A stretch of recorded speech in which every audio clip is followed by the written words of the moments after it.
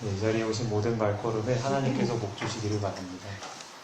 오늘은 제자도 9번째 시간입니다. 제목은 더 높은 부르심. 지난 시간에 우리는 나사렛 회당에서 안식일에 설교하셨던 예수님을 살펴보았습니다. 예수님께서 기별을 전하셨을 때 사람들은 분노하였고 예수님을 죽이려고 했습니다. 하지만 천사의 도움으로 예수님은 안전하실 수 있었습니다. 하나님은 이 시대의 제자들이 예수님을 보호했던 이 천사들을 믿음의 눈으로 발견하기를 바라고 계십니다.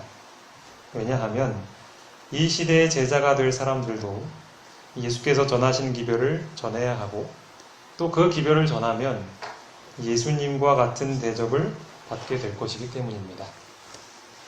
우리는 예상되는 사람들의 반응을 두려워하지 말고 기별을 전해야 합니다. 높아지려는 마음을 낮추고 회개하는 것은 하나님의 말씀을 받는 사람들이 마땅히 가져야 할 태도입니다. 그것만이 기별을 듣는 사람들에게 생명을 가져다 줄 수 있습니다. 그래서 우리는 두려움 없이 기별을 전하기 위해 믿음의 눈으로 우리의 곁을 지키는 천사들을 바라보아야 하겠습니다. 이제 오늘 말씀을 드리겠습니다. 날이 새고 있던 갈릴리 바다에 예수님께서 오셨습니다. 그러자 사람들이 예수님께로 몰려들었습니다. 그분께서는 곁에서 고기잡이를 마치고 정리를 하고 있었던 베드로의 배에 올라타셔서 그에게 이 배를 밀어서 바다에 띄우라고 명령하셨습니다. 그리고 예수님께서는 거기서 몰려오는 군중들을 향해 하나님의 나라에 대해서 또 구원에 대해서 가르치고 계셨습니다. 시간이 지날수록 군중들의 숫자는 점점 늘어났고 열기가 더해갔습니다. 설교를 마치신 후에 예수님께서는 베드로에게 바다에 그물을 던지라고 명령하셨습니다. 사실 그는 밤새도록 그물을 던졌지만 한 마리도 물고기를 잡지 못했습니다. 하지만 그는 그분의 말씀에 순종하였고 기적이 일어나게 됩니다. 그물이 찢어질 만큼 많은 고기가 잡힌 것이죠. 그는 자신의 형제 안드레와 그물을 끌어올리다가 안 되겠다 싶어서 옆에 있던 야고보와 요한에게도 도와달라 요청했습니다. 잡은 것을 배에 싣자 두 배가 물에 잠길 위험이 있을 정도로 물고기의 양은 상당했습니다. 베드로는 그의 동료들이 그물에 잡힌 물고기를 걷어들이는 동안 예수님께 달려갔습니다. 그리고 그분의 발 앞에 엎드려 주여 나를 떠나소서 나는 죄인이로소이다 라고 부르짖었습니다.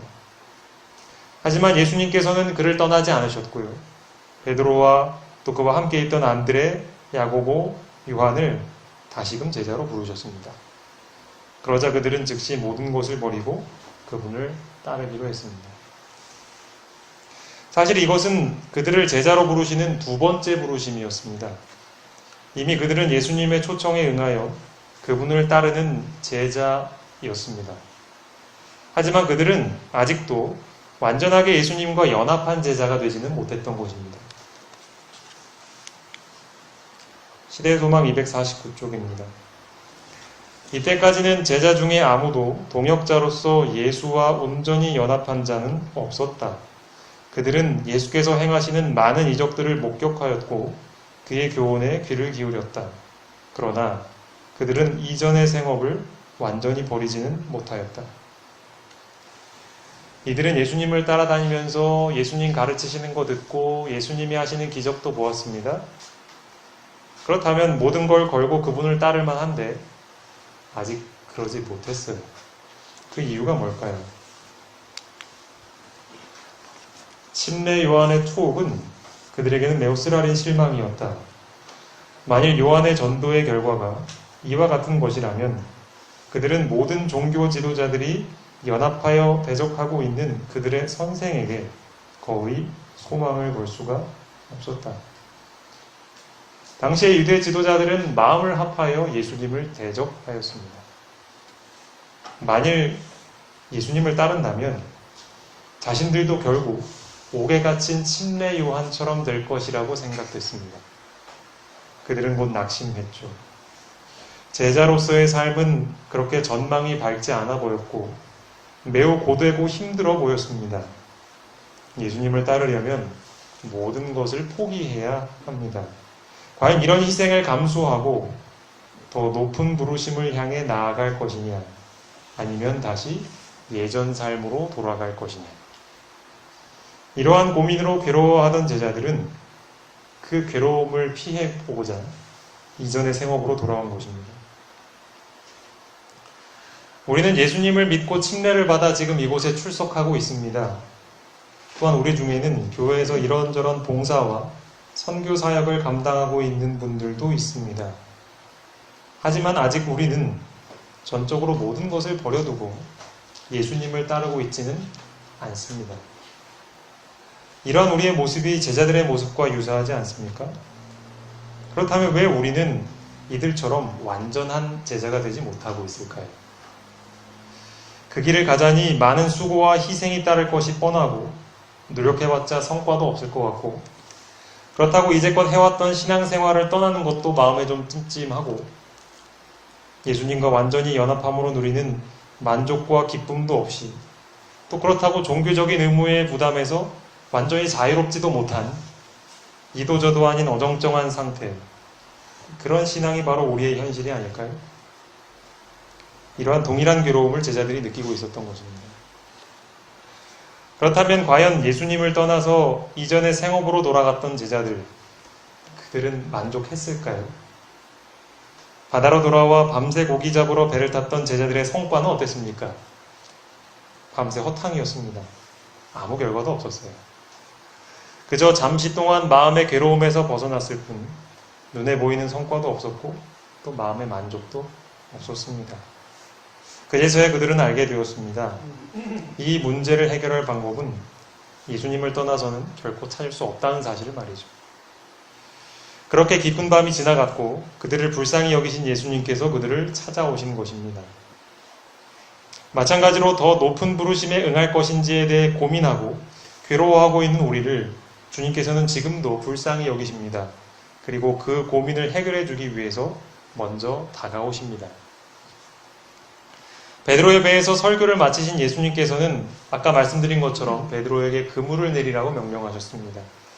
우리가 알다시피 고기를 잡기에는 언제가 더 좋죠? 낮보다는 밤이 더 좋죠.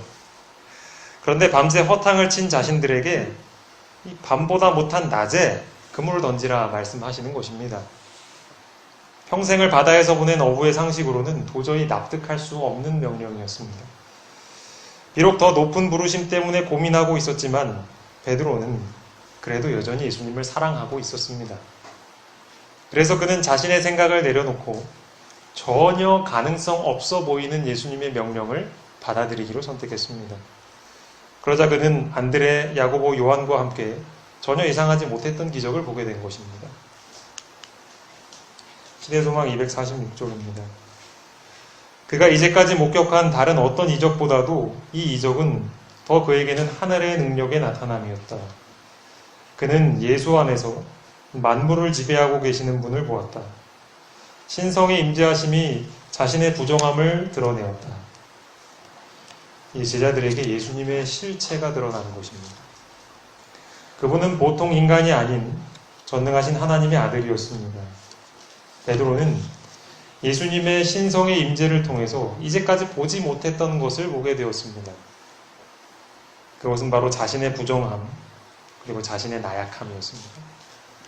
그는 유대 지도자들의 반대를 보았고 또 침례 요한의 투옥이라는 상황을 듣고 나름대로 판단했습니다. 이 길은, 예수를 따르는 길은 아무 성과도 기대할 수 없고 그저 고생만 늘어지게 하는 길이라고요. 적어도 그의 경험과 지식을 바탕으로 내린 판단은 그러했습니다. 그는 그게 옳다고 생각하고 괴로워했어요. 하지만 그는 한 가지를 놓치고 있었는데 그것은 예수님이 과연 어떤 분인가에 대한 지식입니다. 그분의 사명이 뭔지, 또 그분의 능력이 얼마나 위대한 것인지 그는 아는 것 같았지만 알지 못했습니다.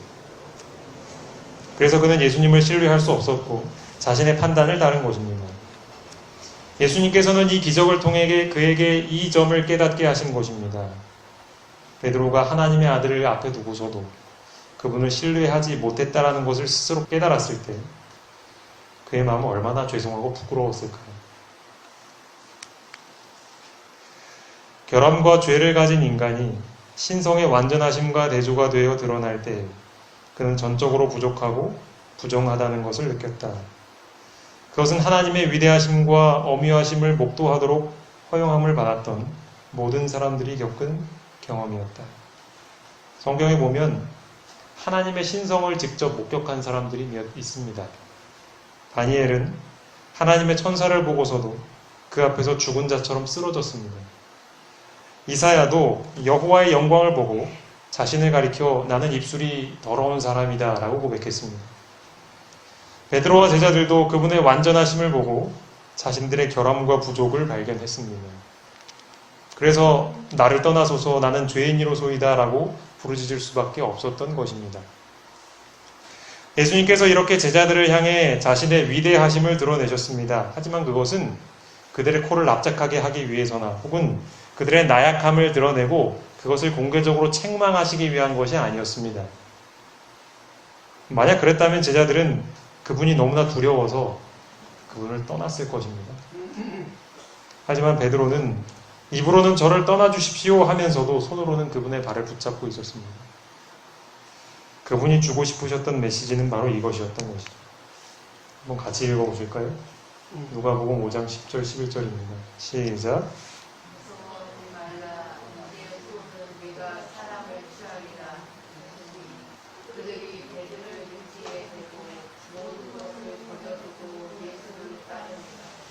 예수님은 제자들이 자신을 떠나가는 대신에 끝까지 따라오기를 바라고 계셨습니다.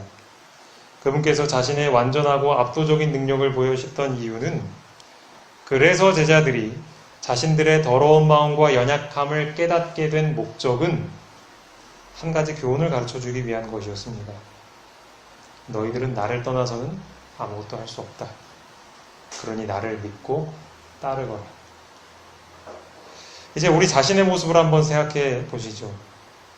예수님을 알고 그분을 믿는 신자의 길에 들어섰으면서도 아직도 우리는 더 큰 사명을 감당하도록 부르시는 그 예수님 앞에서 주저하고 있습니다.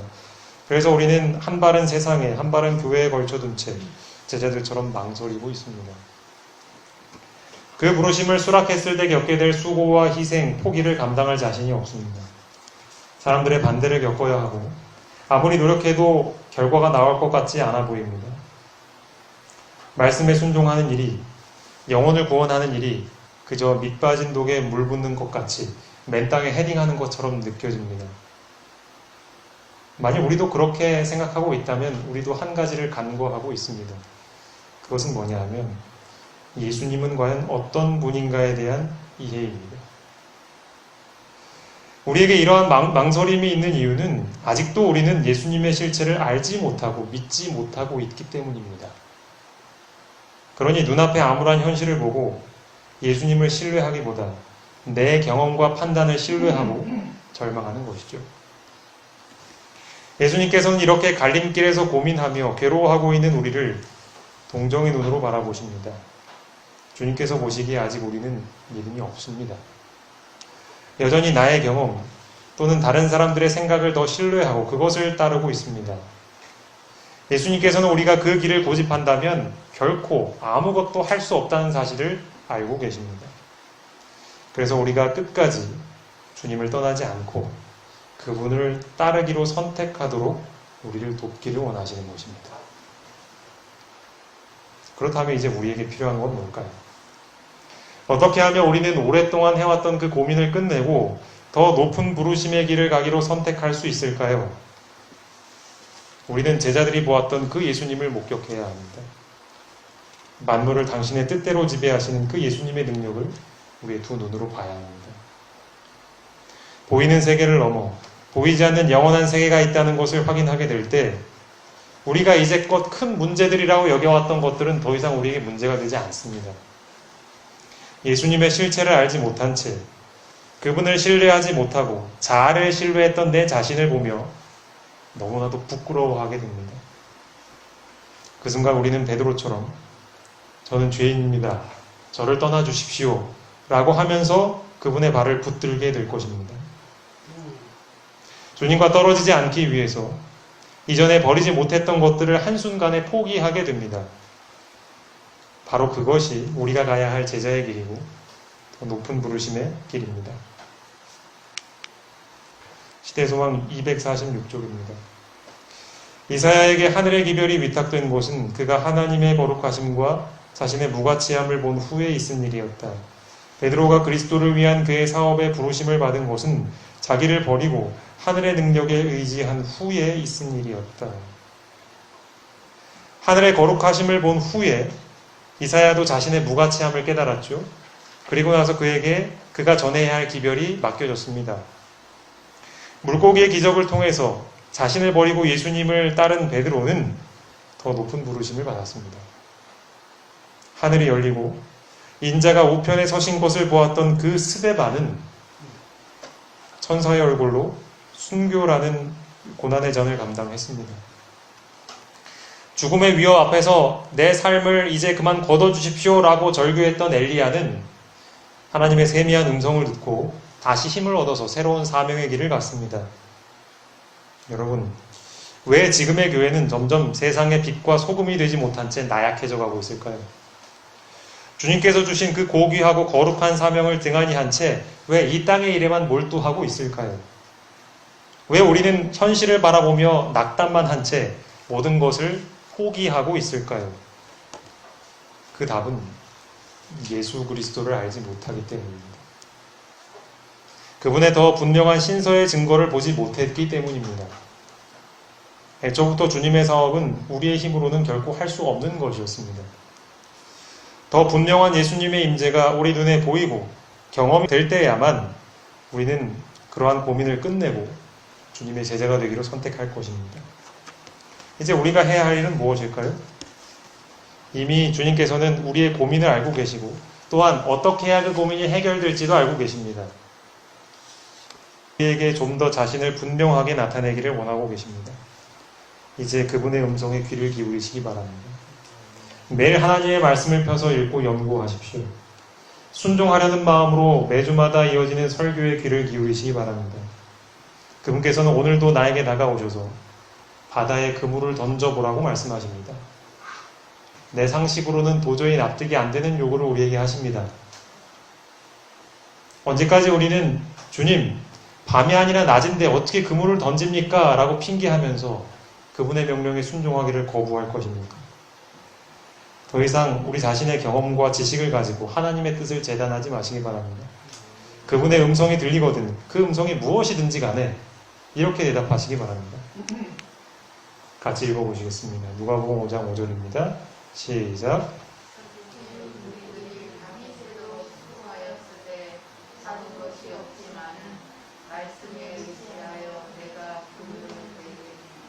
이것이 하나님의 명령을 들은 모든 신자들이 해야 할 대답입니다.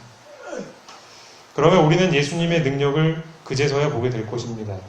더 이상 암울한 현실을 탓하며 세상으로 돌아가려 하지 않을 것입니다. 곧 모든 것을 버리고 우리에게 주어진 더 높은 부르심의 길을 따라 가게 될 것입니다. 바라기는 부디 여기 계신 모든 철암 교우들께서 이 길에 함께 들어서게 되시기를 간절히 바랍니다. 또한 다음의 약속이 우리에게서 성취되기를 바라면서 오늘의 말씀을 마치겠습니다. 자, 제가 이걸 읽겠습니다. 시대소망 251쪽입니다. 자아를 물리치고 자기의 마음에 성령께서 역사하실 여지를 만들고 하나님을 위하여 전적으로 헌신한 생애를 사는 자의 유용성에는 제한이 없다. 제가 한 번 더 읽고 마치겠습니다. 자아를 물리치고 자기의 마음에 성령께서 역사하실 여지를 만들고 하나님을 위하여 전적으로 헌신한 생애를 사는 자의 유용성에는 제한이 없다.